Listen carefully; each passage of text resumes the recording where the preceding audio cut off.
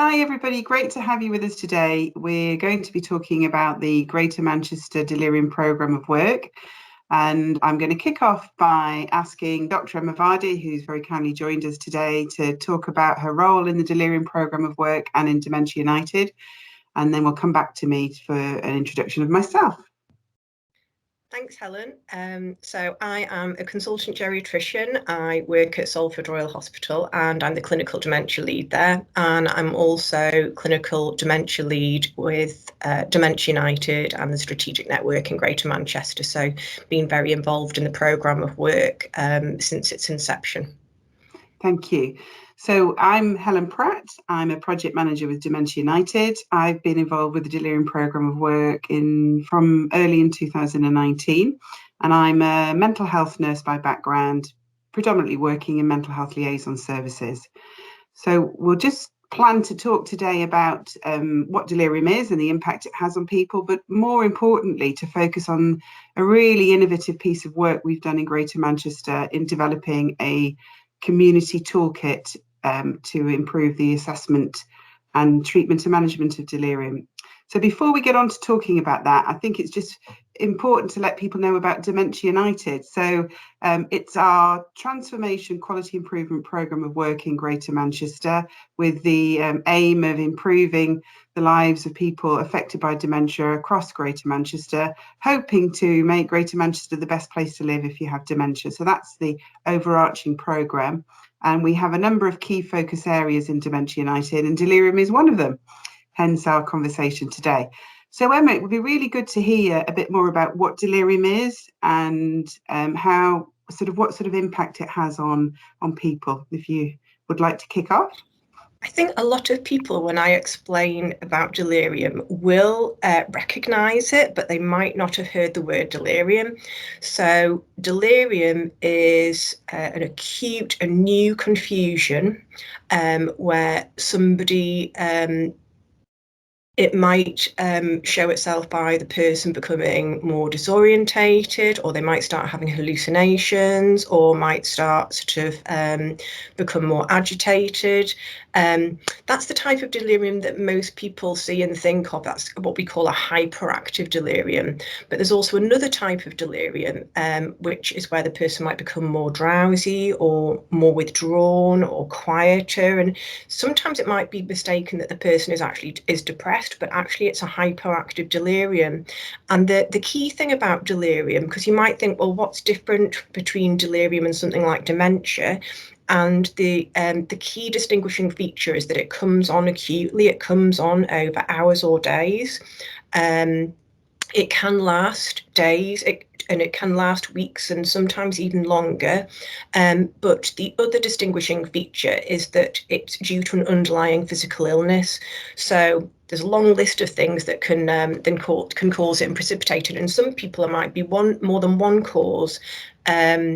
And we have in healthcare fields a nice little mnemonic called Pinch Me that helps us remember some of those causes, and I can explain more about that if you'd like me to in a moment. But it can vary from infections to things seemingly harmless, like things like constipation or dehydration. There's quite a long list of causes, and the thing about it, it's really common, and it's really important to pick it up early because there are things that we can do about it to treat it. Thank you. It's almost, by the sounds of it then, there are people that may be at higher risk of developing delirium. And I don't know if you can just give us a bit more information about that, Emma. Yeah, so, I mean, anybody can develop a delirium, but as you say, there are groups that are more predisposed. So older people, also people with dementia. There's quite a link between dementia and delirium, actually. So if you have a dementia, you're more likely to develop a delirium. Equally, if you have delirium, it sometimes in some people can just be a bit of a warning sign that some people who have delirium are more likely in the future to potentially develop a dementia. The other risk groups are people who've had surgery, particularly hip fracture surgery, also people on multiple medications, and people with sensory impairment, so eyesight problems, hearing problems, and the other group is people with severe illness.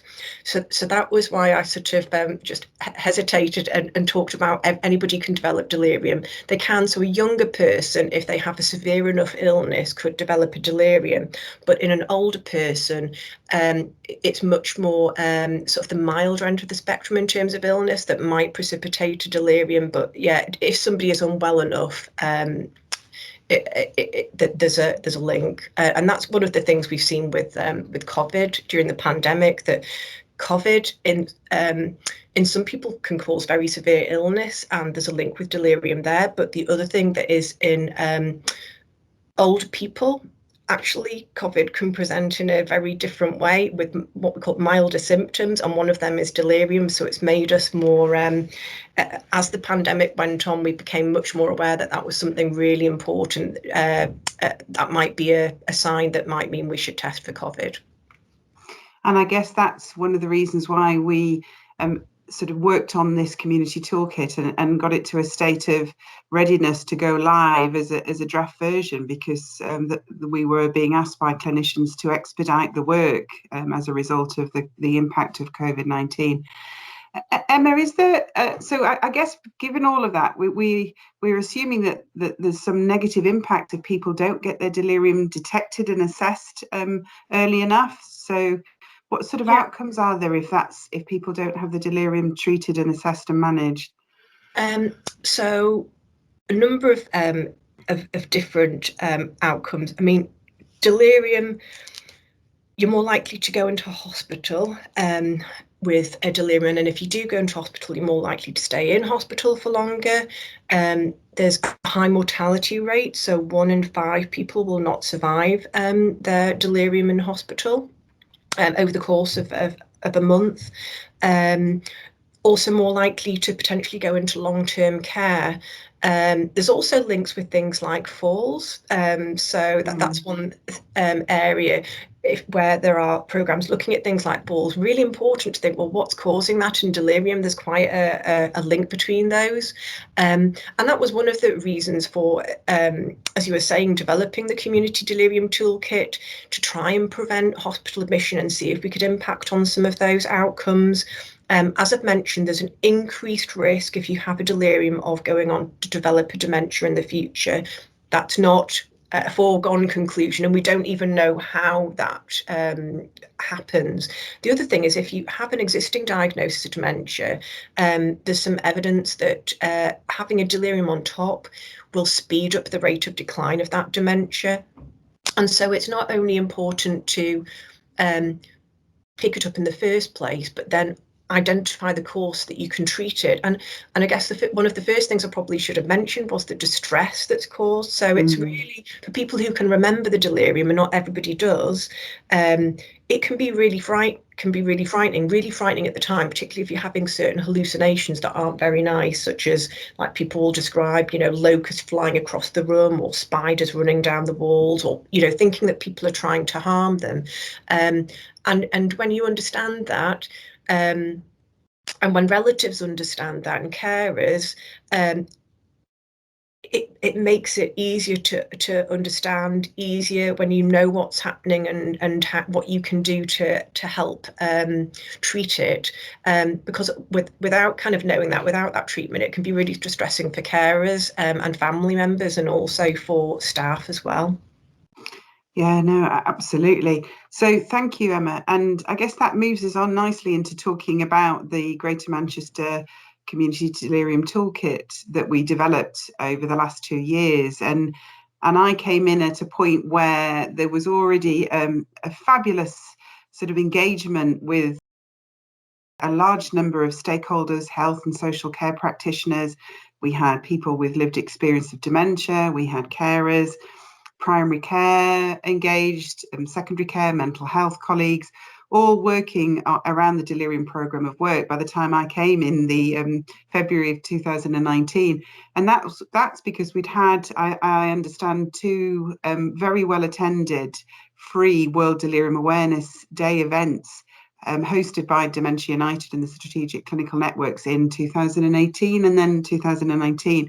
So we had great attendance at those events, and from that we were able to harness all of that enthusiasm, passion, and we were able to set up a working group that focused on the development of the toolkit.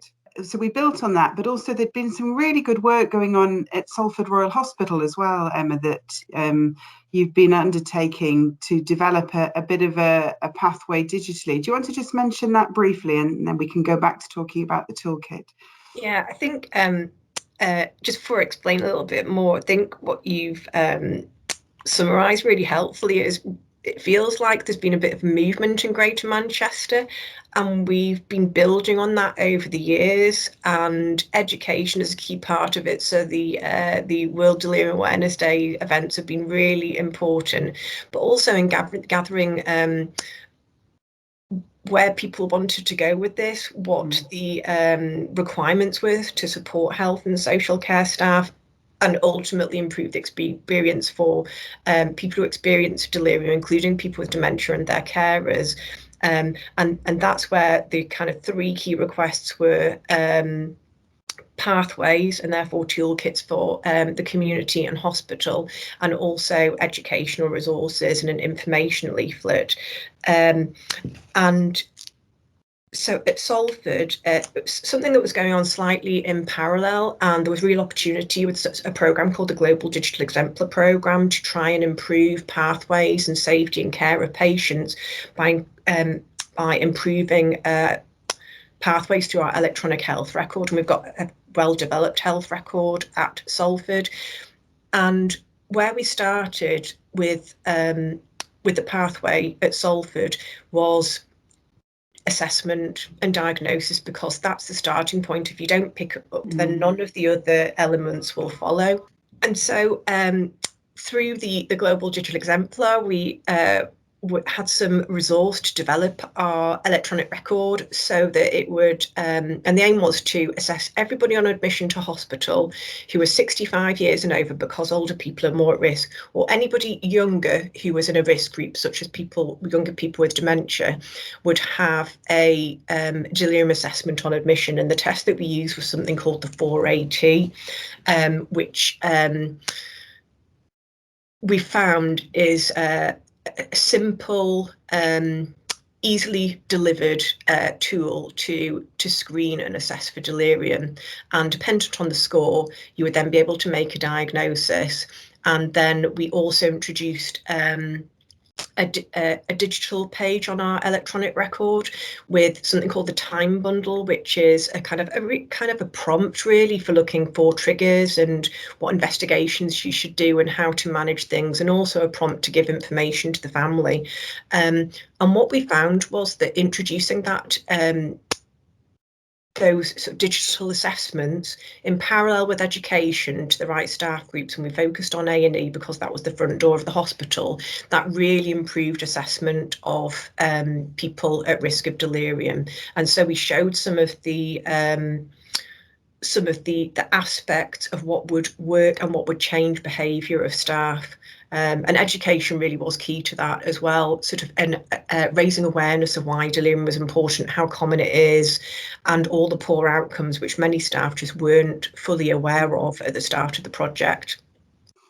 Thank you. So that gives us a really good background and context to our next sort of focus of our conversation will be talking through the Greater Manchester Community Delirium Toolkit, which included some of the documents, Emma, that you've made reference to, and that's why sort of we introduced that really as a success from the Salford Royal Project, really, in terms of application to community settings.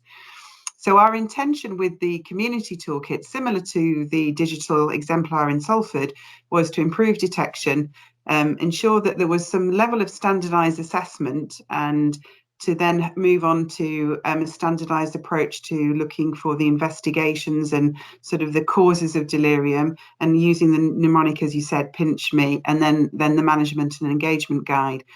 So what we'll do is we'll talk you through those documents now, and Emma and I sort of will chat about their use and how we think they'll be of value to you in the community as clinicians. And our design of the toolkit was really with the intention of it being used by allied health professionals, nurses, doctors, people working in already established teams in the community. So that could be urgent care teams, reablement teams, admission avoidance teams, community mental health teams, primary care networks, and in GP practices. So that's sort of the background to our toolkit. And we have been piloting that for 6 months in Greater Manchester from the summer of 2020 to the end of last year. And we'll go on to talk about our pilot findings at the end, but it's just been really valuable because we've had 5 different teams looking at this toolkit and including its applicability really to North West Ambulance Service and to intermediate care units as well. So, and all of that's helped to develop the toolkit that we've got today, as well as all the feedback we've had from people with lived experience with the leaflets. We did a lot of searching and sort of finding out that we had the right content in those leaflets.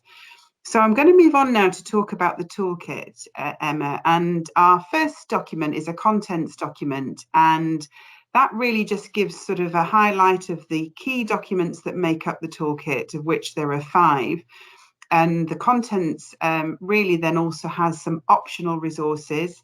We won't go into those today, but they're just there in case there are teams out there that would like to utilize them. For example, there's an armband tool for measuring malnutrition in somebody where you weren't able to go out and use scales to weigh somebody.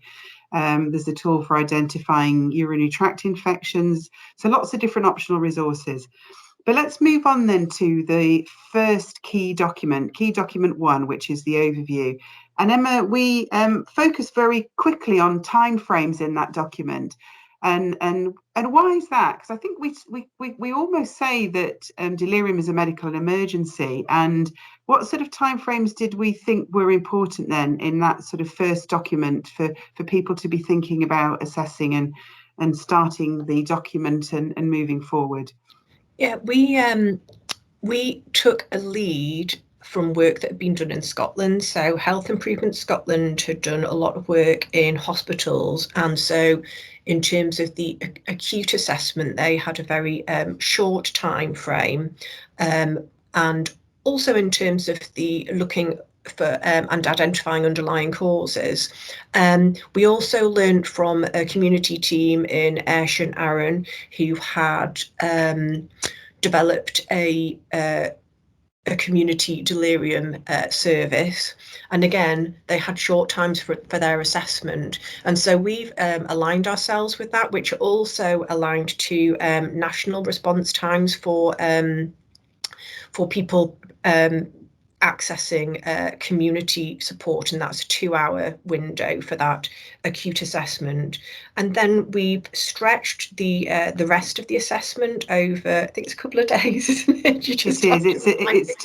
It's 2 days, yeah. So although we would suggest that sooner that is done, the better, but we do accept that some aspects of that assessment might take a bit longer, and also that the management, it's not a quick fix for delirium, and I think that's why it's not considered, as you were mentioning, a medical emergency, but it should be. I think the analogy I would use is if somebody angina might be the warning, or chest pain for a heart attack, you wouldn't just leave that and not assess it quickly. You would get on and do your ECG and the other tests and get on and start treating it early. It's the same for delirium. It is the sign that somebody is medically unwell, and we know that the outcomes are really poor. And so it's really important that initial assessment is very timely, that it's done in a rapid time frame, and that treatment starts as soon as possible, because by identifying the causes early, you can start treating the causes and shorten the duration, and hence improve the safety and care for that particular patient. Fabulous, thank you. And in the overview document, we've also outlined what delirium is. We've put down sort of the different symptoms for hyper and hypo alert delirium, as you mentioned earlier. And we've also put in a table which we hope will help colleagues differentiating between the 3Ds, which we know are dementia, depression, and delirium. And so hopefully that will help enable people to move from that sort of initial, we need to start thinking that possibly somebody has a delirium. And the prompt question we've got in the document is the single question in delirium, the SQUID, shortened to the SQUID, which is, has the person, and this is a question for family members or carers that know the person really well, has the person presented more confused lately, with an added little bit as well, because of hypoalert delirium and or more drowsy in the last few days. So, and that would trigger in our document people to then move on to the second key document, which is the 4AT screening tool. And I guess, why did we go with this tool, Emma? I mean, I know myself, it's one that you don't actually need any formal training, is that right? Yeah, so the predecessor to the 4AT, which has been around for longer and which is an excellent tool, is the confusion assessment method. I guess I would say that is not just the gold standard, but the platinum standard. But you do have to have training in order to apply that properly. And there's a detailed training manual through the HELP program, and that was developed by Sharon Inouye in America, and it's excellent. But through experience, through trying to put it into practice, it's just very difficult for a staff to gain the skills needed and the confidence to be able to use it. So our experience, and the experience of many staff in hospitals has been that it's just been very difficult to scale up. So therefore, the 4AT is a bit younger, but it is, I would say, well established now. It's validated in a number of patient groups. It's shorter, and it doesn't need any specific training. I say doesn't need any specific training, but I do think just, a brief kind of going through with a colleague who has used it is helpful, because one thing that I've noticed putting into practice is a little bit less confidence around what the fourth part of that, which is there has there been a change in the person recently? And some people are a bit undecided on how sometimes you answer that. And it's really important to complete all 4 sections of it to give you a total score. But the experience of that, of expanding that on a larger scale, has been really good. And again, I guess the focus of the work up until this point has mainly been in hospital, but what we're finding is it's easy for staff to pick up, to start using and to become confident in using in the community. Yeah, we've definitely heard that from the teams that have been testing it. They've said that they found it very easy to navigate through. One of the things that I probably should have mentioned at the beginning of our conversation today is that we have a large number of resources on the Dementia United website, including all of these documents.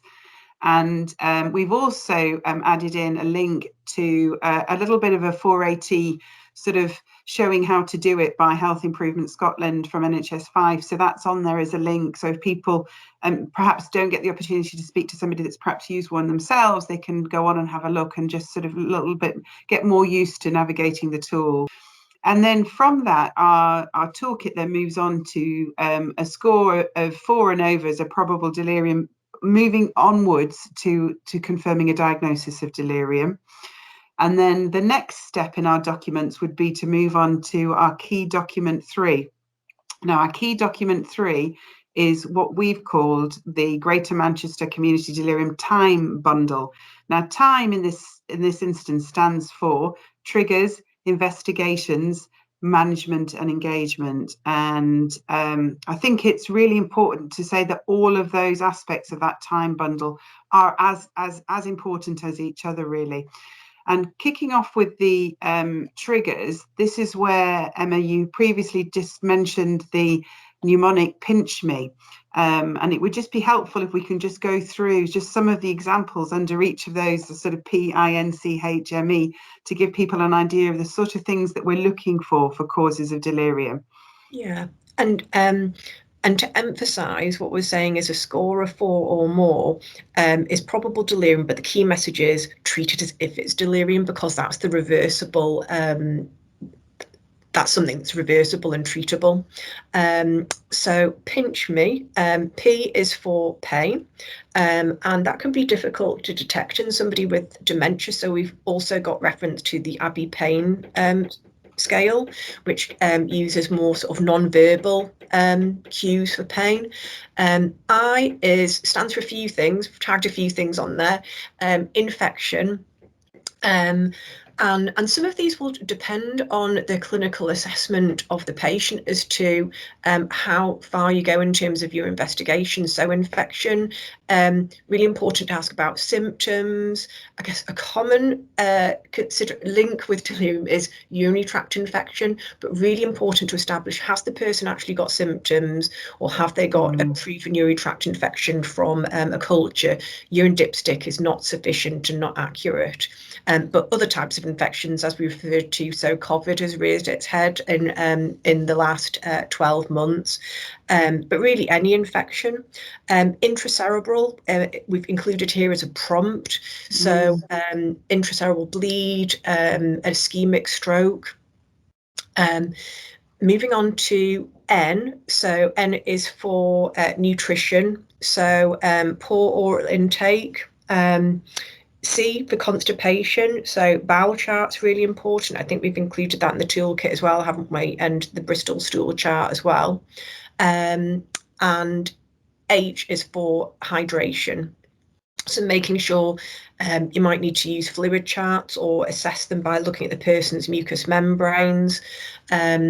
M stands for a couple of things, which is medication. So that's a few different aspects. Multiple medications, there might be some scope to rationalise those. Certain medications are what we call deliriumogenic. So common culprits are things like steroids or opiate medication. Also, sometimes certain medications, if you abruptly stop them, can precipitate delirium. So benzodiazepines, they're a bit of a tricky one because we wouldn't advise their use for treatment in delirium because they can make it worse. But if somebody's established on benzodiazepines, and I guess we're seeing that less and less these days, but they shouldn't be abruptly stopped. Medication, I guess, not to forget alcohol, which we haven't, this pathway is not for alcohol withdrawal, alcohol intoxication, but just a prompt to think about whether that's a possibility. And the other M is metabolic. So any derangement of electrolytes, low sodium, high sodium, calcium, potassium. So that explains why some of the investigations are there. And E is for environment. So that is in hospital, it might be hyperstimulating environment, or it also covers awareness of your environment. So if you've got sensory impairment, making sure there's working hearing aids, the person has their glasses. In hospital, and something that's been really problematic during the pandemic is ward moves, which can be really disorientating and can precipitate delirium. And I think the other thing, and this is a bit speculative, is being admitted to hospital, going into a different environment. And that's been one of the prompts for developing this toolkit during the pandemic. Not only was there pressure on the system in terms of numbers of admissions, but there was also some aspects of hospital admission that were going to be deliriumogenic. So isolation, lack of visiting from family members, etc. So that there was a couple of reasons behind that ask from community teams to get this developed and to get it embedded. And I guess that's because we were hoping as a sort of an outcome when we were developing this and piloting it, that we were able to keep people safely at home and manage their delirium in their own home, which would hopefully remove that impact of that environmental change. And we'll come on to talk about the findings from our piloting of the toolkit with regards to that sort of benefit and goal that we were looking at with the toolkit. Thank you, Emma, for that very detailed discussion around the causes, which is brilliant. And so we've mentioned the T, the triggers, which is the pinch me, and then the key document 3 just lists the standard delirium bloods and investigations that we would want clinicians to be considering. And that's something that I know most of the teams that were testing out the toolkit did complete bloods on the patients that they determined had delirium, but not on all of them. And I think some of the teams did a bit of a watchful wait to see if perhaps other symptoms came to light before then pursuing the bloods. But the key document 3 goes into detail of what we would consider the standard delirium bloods to be. And then the M and E part of the time bundle are the management and engagement components. And we actually move into a separate document for those, which is key document 4. Now that document 4 goes into a lot more detail around sort of that person-centered holistic care and management of somebody with delirium, with an emphasis on prevention. I think, Emma, we really do talk about trying to prevent people's delirium sustaining, so looking for causes, constantly reviewing and going back and checking, but also ensuring that we're keeping people hydrated, not letting people sort of get malnourished, keeping them active if we can, and exercising. We've also, in the management guidance, gone on to talk about some of the symptoms that cause some of the difficulties, and partly can be the reasons why people end up in hospital. And some of those symptoms are that somebody's behaviour can change. So as they become more confused, they can experience an increase in distress and anxiety. And we see that as behaviour. So the person can become shorter with us, they can become more intolerant. They can also experience, as you'd mentioned previously, hallucinations where they're seeing, hearing, smelling things that aren't there, and also can become a little bit paranoid and suspicious of others. So these can be reasons why sometimes somebody is more at risk if we don't sort of proactively try and manage these and prevent these symptoms becoming much more distressing for the person and for the family. So our guidance goes into a lot more detail about the lots of different strategies that the community teams and GPs can be doing to support the family, which is that engagement component as well in the document. And then that moves us nicely on to our key document 5, which is our leaflet. And we developed a leaflet with a really wide sort of engagement with a large number of people with lived experience. We've met with groups from Southeast Asian communities, Greater Manchester Older People's Network, and loads of people have all contributed to this. And it's really got a great emphasis on what families can be doing to support somebody at home.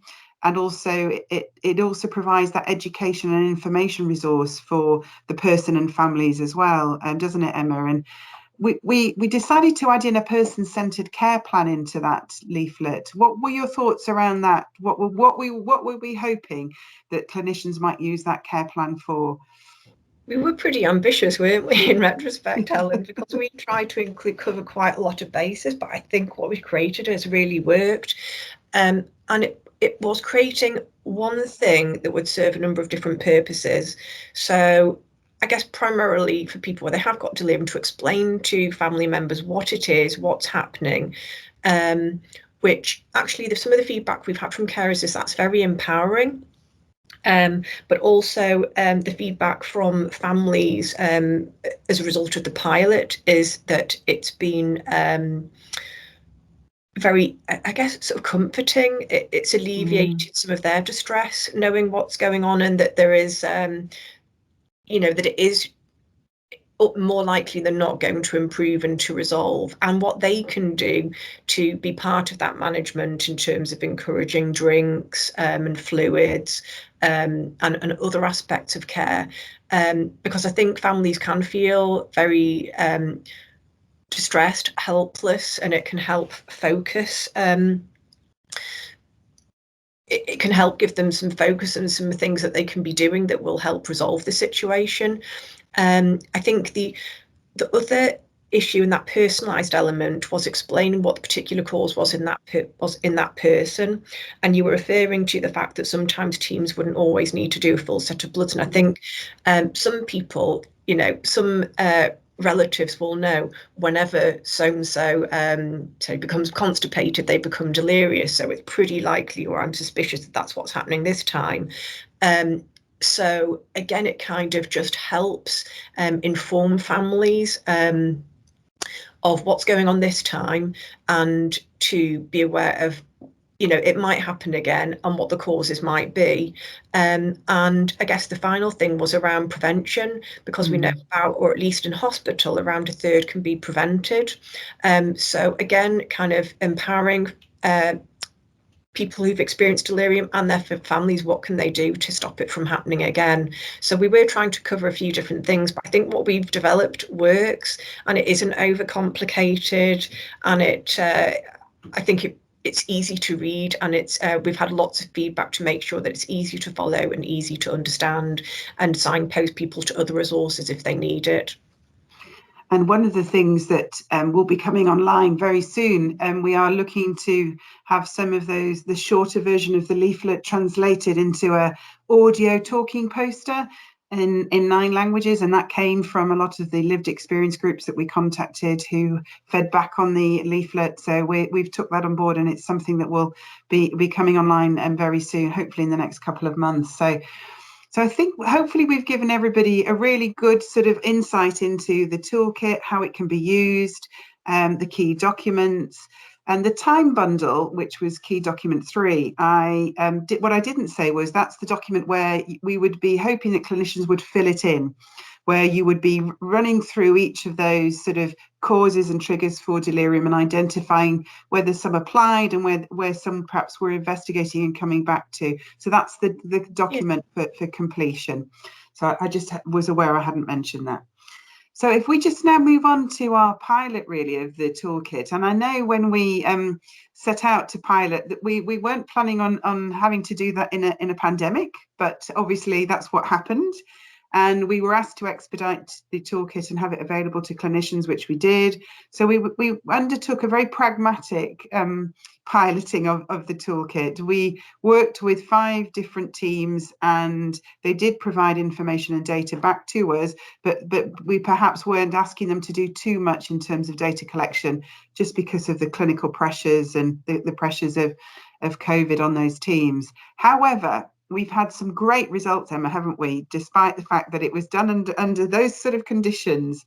Do you want to just talk us through some of the findings? That would be really helpful. So, yeah, I think I can't remember the exact figure of the number of people that we collected data for, but it was close to 150, wasn't it? It was. Yeah, I think it's around 150. Yeah.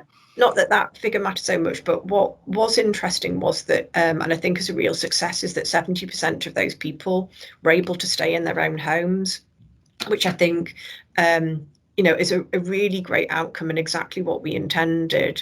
I think what's been really rich, though, is the qualitative feedback, the feedback from teams. So the feedback from the team themselves on how easy they found it to put it into practice.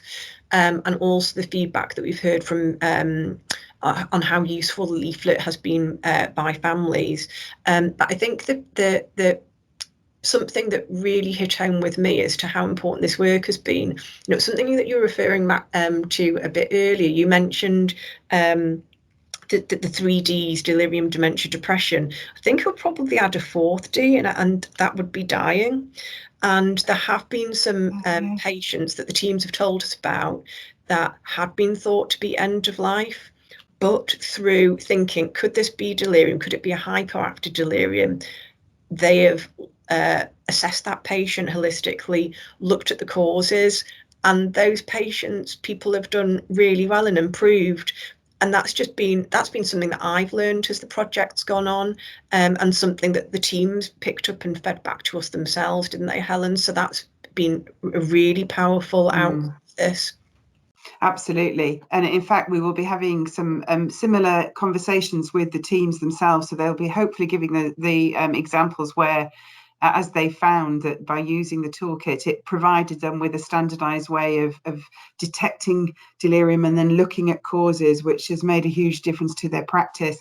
And we actually completed some questionnaires with staff, and all the questionnaires and all the staff have fed back that their understanding of delirium has improved greatly. They do feel much more confident and competent to diagnose delirium, and to start sort of a standardized approach and a structured approach to looking for causes and then moving into management.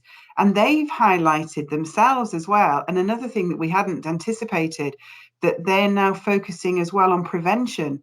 So they've identified patients who would be at higher risk, and they've been giving those patients and the families delirium leaflets.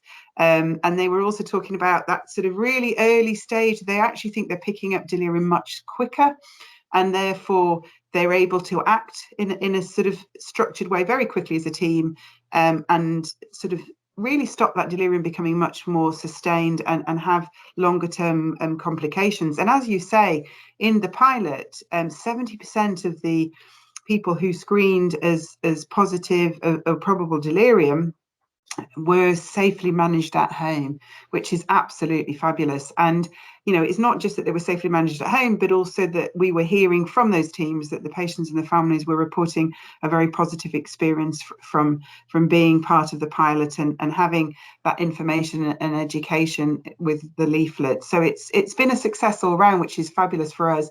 And in actual fact, as a result of the work, a number of these teams have gone on to start rolling out wider than their team. I know some of them have been meeting with other colleagues in their areas. They've been looking at education and training with other sort of extra care housing. One area was talking about, some are talking about with intermediate care. So I think it has a great positive ripple effect as well, Emma, doesn't it, from their involvement in the toolkit. So hopefully in conversation today, we've been able to just give people a little bit of a flavour of the toolkit. The documents are all available on the Dementia United website, and you can download each one of those key documents individually and also as a whole toolkit. And we've also collated and pulled together some training resources, because that's one of the things that we weren't able to do, was we weren't able to bring the teams together and sort of provide that formal training because of COVID. And what we do know is that the teams have identified that education and training of their staff was important, similar to what you found, Emma, in Salford Royal, that you're having a toolkit also needs to come alongside that education and training for staff. So hopefully those training resources we've collated will be of value too. But that's it. I don't know if there was anything else you wanted to add that I haven't mentioned, Emma, today. No, it's a treasure trove of resources on the website Dementia United. And I think the only other thing to add is if you're interested in the digital pathway, if you just look up Global Digital Exemplar and Delirium, there's an email address just to email NHSX to request access to that. And it's got a whole lot of resources as to how that was implemented, how it was designed, around the education of staff and questionnaires that we did with staff as well. So yeah, I hope our conversation has been helpful, and I hope small ripples will continue. Definitely.